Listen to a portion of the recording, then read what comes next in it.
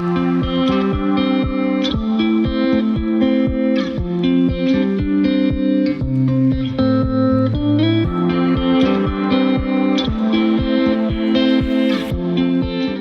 right, everybody, I am so excited that you guys are here today. You guys are in for quite a treat. So let me just pull the screen up. Here we go. All right. Are you guys living your heart's passion and purpose? If not, why not? The world needs you guys. And my hope is that today's conversation will help inspire you to take a leap of faith towards creating the life and or career you want. This month, we're celebrating inspirational entrepreneurial women, and I have a woman for you guys. Wait till you hear her story. Today, she's going to be sharing how she has followed her heart, her inspiration, and her intuition to create the whole new life for herself. Her name is Gwen, and I'm going to let you pronounce your own last name in just one second. Her business or company is called Soul Tree Healing Essentials. Now, Gwen began her career in the world of kind of a traditional medicine background. She followed her passion and a winding path towards a bridge between Eastern and Western medicine. Now, I love this about her. Her whole heart and goal is to put a healer in every home. What an amazing thing. Welcome, Gwen. My name is Alicia McPeak. For those of you who don't know me, if you're here on YouTube and this sounds like a conversation you'd like to be a part of, make sure that you go down below, hit that subscribe and notification bell so you don't miss any of the upcoming conversations. All right, Gwen, now to you. So excited that you're here. Thank you so much for that beautiful intro. I'm so grateful to be here with you. And, I really believe your vibe attracts your tribe. And Alicia and I are connected in a couple of different paths right now, co-creating in this way. And also we're learning from a similar mentor. So our brains are hungry for the same kinds of things, it's a pleasure to be here with you. So I love this conversation, and I love this conversation because I so have ingrained in my memory what it was like to feel that stuck place, to feel for that moment of that disempowerment or that disenchantment and not knowing how to take that next move for that kind of over analysis paralysis. So I love being able to just kind of map out what it looked like for me. And as you just did with my guests on my show, map out what it looks like for you. Everyone can see it's different for every person on their own time. And it's never because things were feeling good. It's never because we were hunky-dory. It's because of necessity. We couldn't afford to stay in that place anymore. Yeah, because of our soul's necessity. Yeah, well, your soul gets a body for a short period of time to do something really special. Exactly. And the longer we wait, the more uncomfortable we become, because it's like, it's go time, baby. Are we going to wake up and do the thing? That is so true. Time? Which is great. Only one person came in to do your job. And That's if right. you decide not to do it, it's a choice, but the whole world is a little bit more dim because your light didn't get turned on. So baby, turn it on. It's one of the most empowering things I ever learned. So I'm going to pause on that for a second, because what Gwen just gave you guys is absolute gold. First of all, I was thinking about your vibe attracts your tribe when I was getting ready for our conversation. I was thinking, gosh, how lucky I am to be around women like you. This is what it's all about for me, being around women who kind of, we've been doing this all day, who I rub up against, and they make me a little bit better person because of that, or who are on similar trajectories, having similar conversations, and we just get better every time we do it. So that's first of all. Second of all, the thing about being you, I think the biggest aha and superpower for me was when I realized what you just said. So I'm going to repeat it. Only you came into this world to do the job that only you can do. Nobody else can do it because they are not you. And this is a big deal because you are uniquely special and qualified, and people need your voice. And once you realize that, I think it's like, okay, I can put everything else away, because I was afraid for a long time. Gwen, were you afraid to put yourself out there on social media and to talk and do these conversations and things? It's scary, very scary, right? For But sure. when you realize you know what, it's okay. Not everybody's going to like me, and that's okay. I'm here for a certain group of people. And this is the same thing I talk to my team about a lot of times when they're stretching themselves to work on social media. It's like, yeah, you're opening up a new world to people, but they're there for you to open up for. So do you want to expand any more on that and how you came to Yeah, that place? absolutely. Actually, I'm feeling nudged to talk a little bit about my roots and my energy medicine practice, Okay, let's do it. and talking about like the soul journey. And I'm not a super Mm, religious person. I was born into a family that practiced Catholicism. I was asked at 7, do you want to go to catechism? And what kid doesn't want to do the same thing their sure, mother's sounds doing? I'm like like, fun. of course I do. And then went through a period of time after my confirmation where I went into a church for a funeral or a wedding, and I didn't identify with the a lot of the teachings because my brain was very aligned with science, and I felt like there were things I couldn't reconcile. There was something that was not sitting well. So I kind of felt like I was a little bit of an atheist for a period of time Mhm. until um, I had my awakening experience start to unfold for me. And I considered myself much more of a transcendentalist and a spiritual person.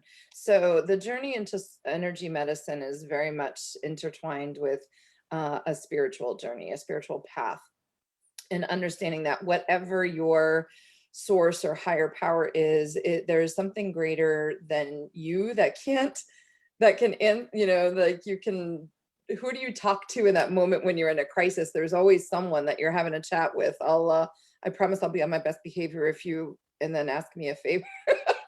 Kind of thing. So we're all connected to someone, whatever it looks like. It's beautiful.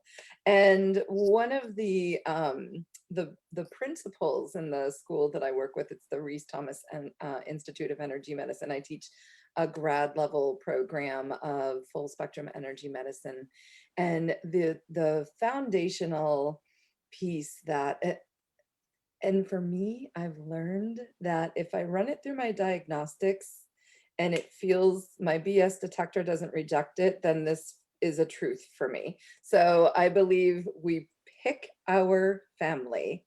And when I first heard that, there was 200 students in this group, and everyone was like, oh, I did a shit. crappy job. What's It was this why did I pick communal, this like, family? come on.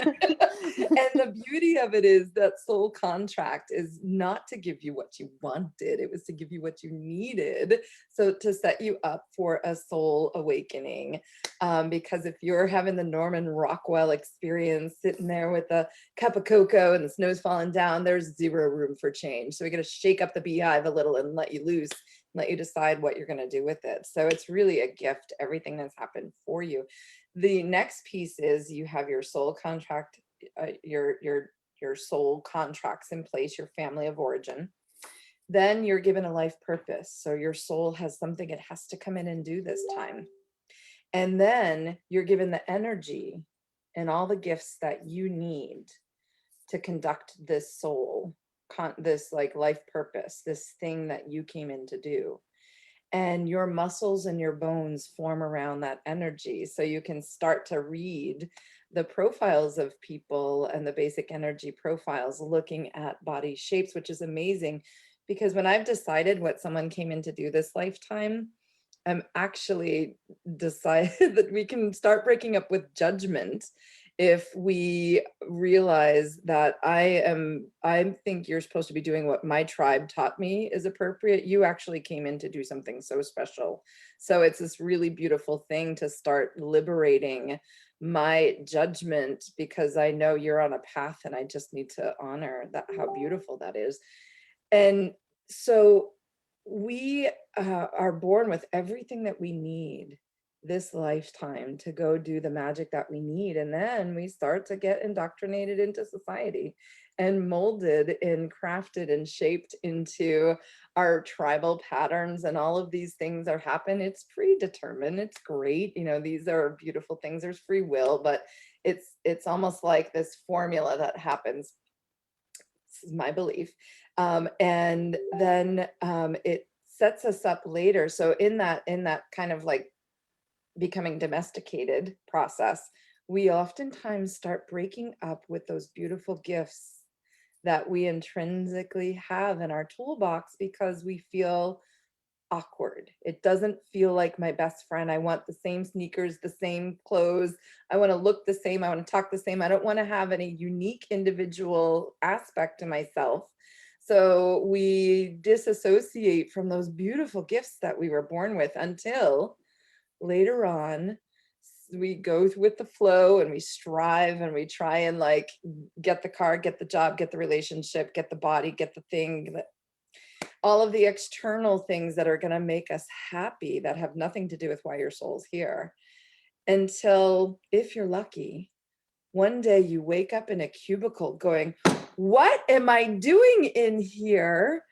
This is not what my resume is not really the magic that I came in to do. We start getting so uncomfortable because the soul starts having a dissonance with the thing that we're doing. And it's a beautiful thing. This is the sweet spot where a lot of people are falling into my path, and that cracking open space and celebrating that it's a hot mess when you get there. But if you're willing to just kind of lean in. So for me, I was born into a family where, work ethic was super important. That was our family value, and it was not spoken. It was just modeled, and you do this. So I was the first one in my family to put myself through college, and I earned money to do that, got the scholarships. I was really proud. I was grateful for all of those gifts from my family, and was in I had spent 21 years working as a naturalist on the whale watching boats off the Cape. So strong marine biology background, becoming a public speaker, which that serves my professional skills now. Loving nature, loving plants, loving plant medicine now. Everything was like feeding my true north. Going into medicine, I worked more in the front of the house. I ran an urgent care facility, and then I ran a veterinary clinic that turned into a veterinary hospital, and was in that striving phase, working on getting the resources, building my house 2/10 of a mile from the beach. But my 80-hour work week didn't give me time to actually go to the beach. And my father owned a business, so he's grinding, and I'm grinding. We're just kind of unconsciously going through the paces of life, coming home completely drained, like you talked about, Alicia. And then my father died, and he died before he got to cash in on that promise of, you're going to play later, but just work now. And it was like, oh, well, that was a lie, wasn't it? There was nothing promised. There was no guarantee that at the end of this exhausting journey, I'm going to get to go do and spend the best years of my life with this dude that I married and love. And I was like, I need to take some real responsibility for myself right now and change this trajectory. And it was like a non-negotiable, unbendable poof. And I bought a restaurant. Jump ship from medicine, bought a restaurant, then energy medicine came into my world, and then plant medicine and the essential oils. And it's just been such an incredible awareness that the most terrifying thing about making a shift was the overthinking before I actually took action. So me assessing, but what about, because I didn't have data. I didn't have any data to prove I would be okay. I would have the money, I would have the insurance, I would have the blah, blah, blah, blah, blah. I call it the bitch balcony. It's the two cranky old Muppets up in the balcony talking crap in my ear. Yep. And it's the quickest way to suck out your joy and make you stall because you're so afraid of the consequences that could happen. And none of it was real. None of it was real. Well, Gwen, you also, I mean, you haven't really gotten all the way to the punchline, but there, even when you finally made that decision, it didn't go the way you thought it was going to go. No, So no, tell everybody about that. yeah, it didn't. So the first restaurant I was actually aligned to buy, and it took place over, oh my goodness, it is so divine. It was so divine. I had had an absolute breaking point. I was having having that your soul in the vice kind of an experience for a long time. And I had had one of those kinds of days where it had me come home, lay down on the fetal position and just sob, saying, I can't do this another day. It was one of those coming to Jesus moments. And no one, I had not had an entrepreneur thought ever enter my mind. I just surrendered and said, I can't do this anymore. And there was nothing there was like, I was at that done point.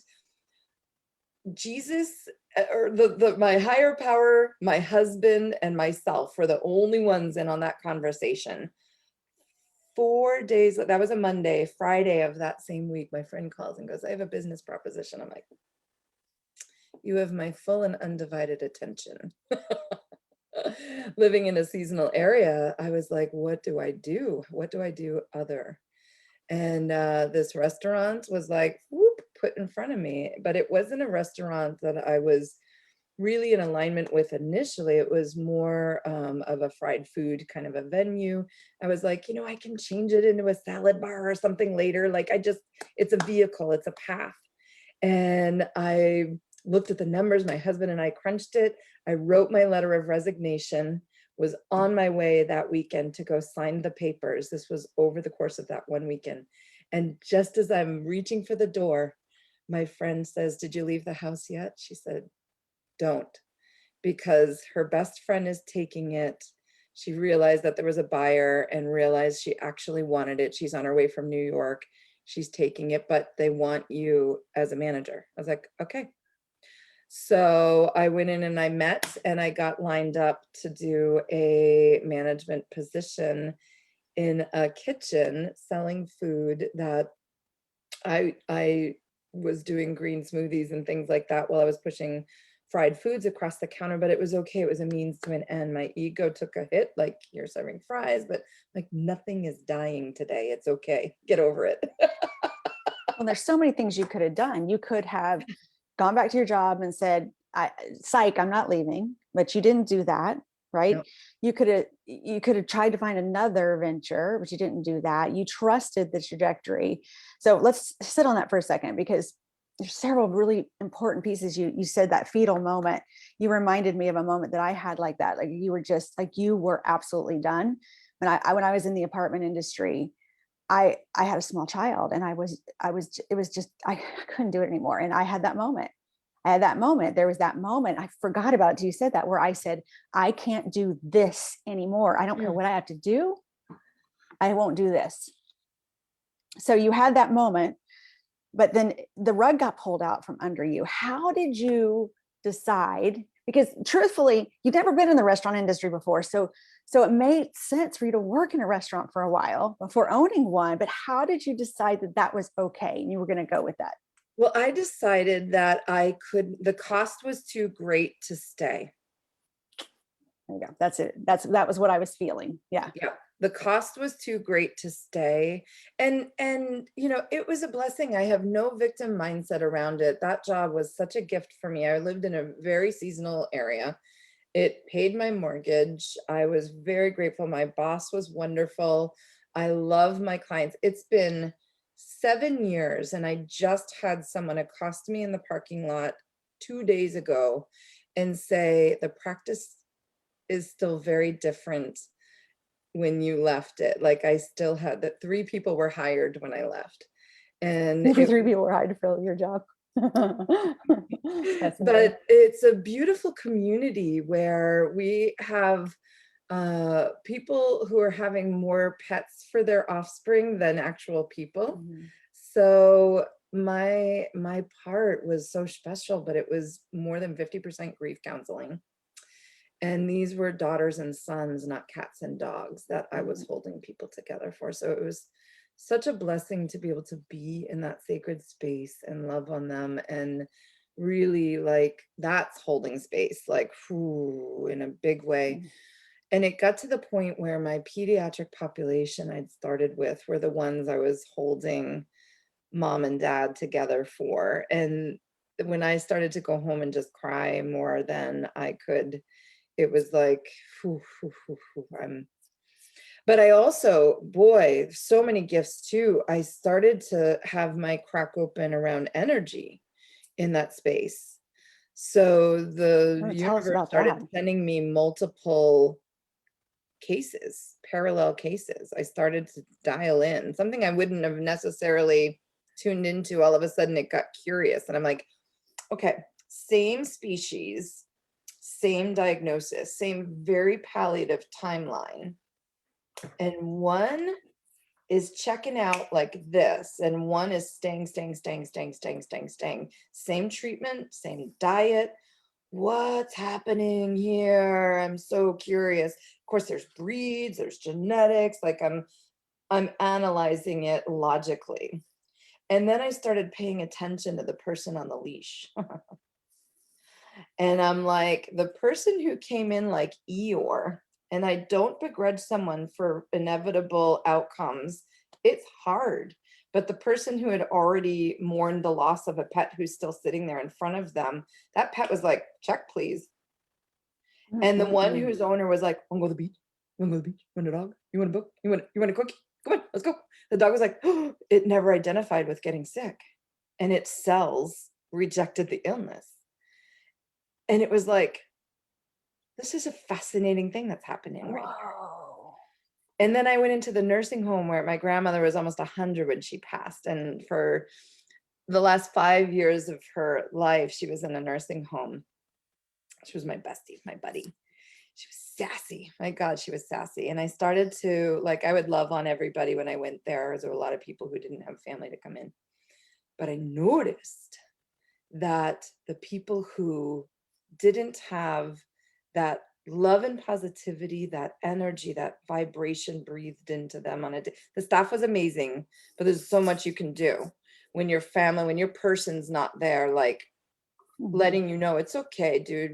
You're good. You're fine. My grandmother would have her, I'd hold space. She would lose a friend. I would hold space, love her.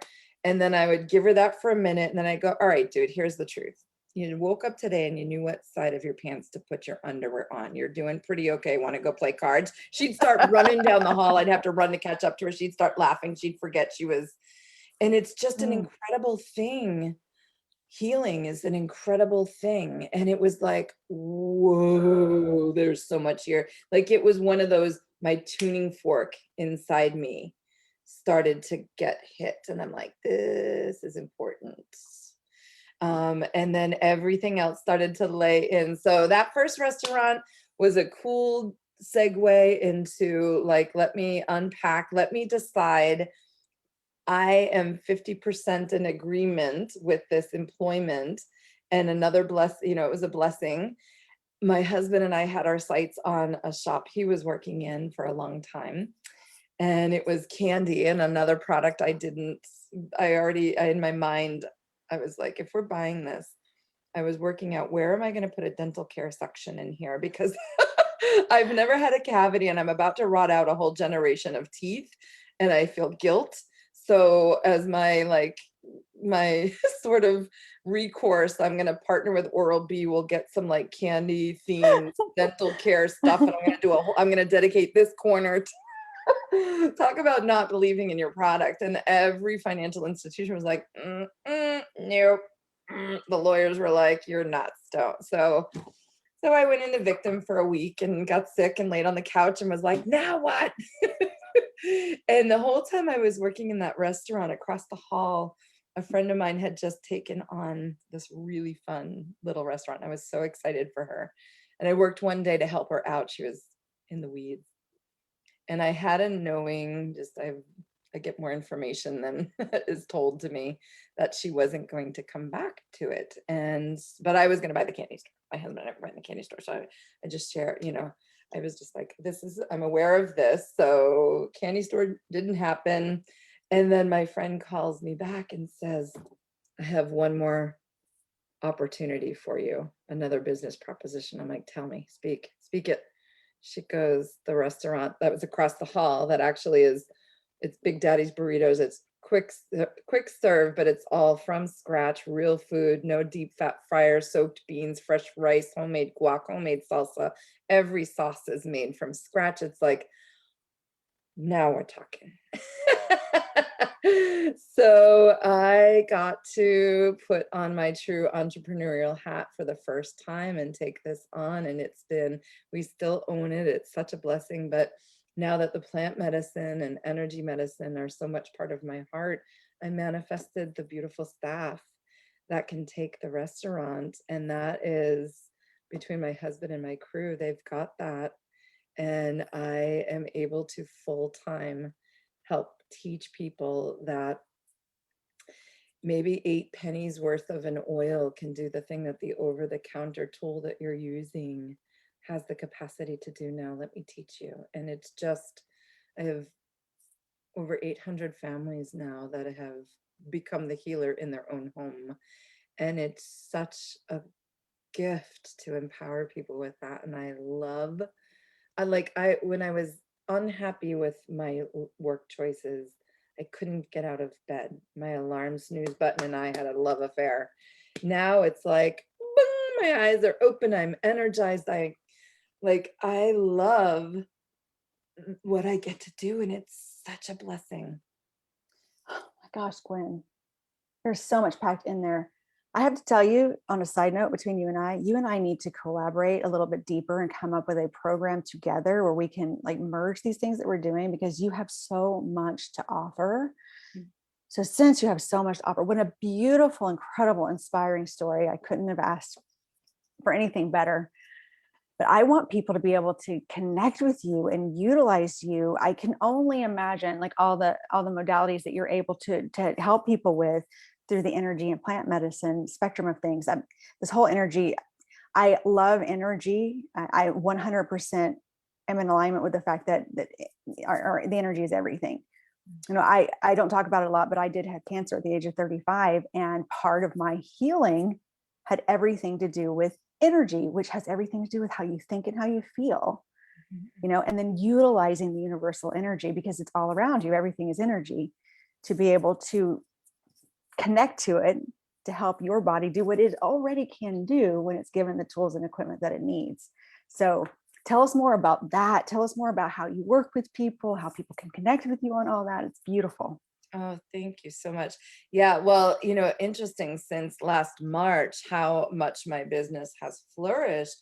Prior to March of 2020, I was electing to grow my business in a large scale, and it was belly to belly. So I was traveling. I was home about 1 week a month, just going out and supporting leaders and team members and meeting new people. And it was such a blessing, but it was amazing when I was gearing up for an advanced business program. And it was all about, you have to meet, there was a hug rule. Every single person had to meet you and get a squeeze in order to be classified as a movement in success of this program. It was just a get in there, get it done, kind of bless as many people as you can kind of a program. And all of a sudden they're like, okay, and stay home. And I was like, how do I? And now that we've learned to be able to connect on Zoom, my community is global, which is incredible. So a lot of what I'll do is through Zoom. I'm also starting to build more in social media, and I find that there's a lot less people who have the capacity to kind of make time to sit on a Zoom call. So I've got a link tree with links and some videos if you're a self-serve kind of person. The key is, the company I work with is doTERRA, and the key is that you are not going to be able to find out all of the magic that a bottle of oil is capable of doing, because we're not allowed to put it in writing. So basically the compensation that I receive is the advertisement budget we can't do because we can't put on a billboard or a website or anything, the capacity that they have. So Right. by connecting with me, you get me as a resource. And I just meet people where they're at. So whether you would like a call or to be part of a Zoom class or to connect through my link tree, when I help find and provide the solution, you have me as a resource to unpack what it's capable of doing. So, and I Awesome. work with people in 3 very distinct pathways. The first group just wants to know what natural alternative they can use for the tools that they need to solve some things. And it's never in lieu of your doctor. It's go get diagnosed, figure out what's happening, and then let's see what we can integrate in and the results that happen. The next path is someone is now sleeping like a baby and not achy and they're breathing clearer and they're like, oh my God, this person, this person, this person, this person. We're hardwired when we find something that's amazing for ourselves to let people know. So I can help to help them share the product with other people, and the commissions go back to them. It's like getting their healthcare paid for. They get their oils covered. And then the next group of people is like, you know what? I think that I've never heard someone say they love their work more, and I want that. Yeah, So I help exactly. people build teams and help to bring the product out to more people. And it's one of those things where part of my compensation is also having hundreds of people get back to you and go, oh, you'll never guess what just happened. And it's that fill your cup moment when they share how much of a better human experience they're having. And I don't have any illusion I did it, but I love being the conduit Mhm. to put the right tool in their hand and teach them. Oh my gosh. Well, perfect. Okay, well, I'll make sure everybody, of course, if you go to my YouTube channel, everything will be listed in the description. If you're on my YouTube channel, it's all down below. If you're here live on Facebook, I will make sure that you're connected. I'll put it in the comments and also in the description. So you have all the information to connect with Gwen. She's amazing. This has been an amazing conversation. It's fed my soul very deeply. And I appreciate you so much. Thank you so much. Mm. Don't leave, stick around. Thank you everybody for joining us. And we'll see you again very soon. Gratitude.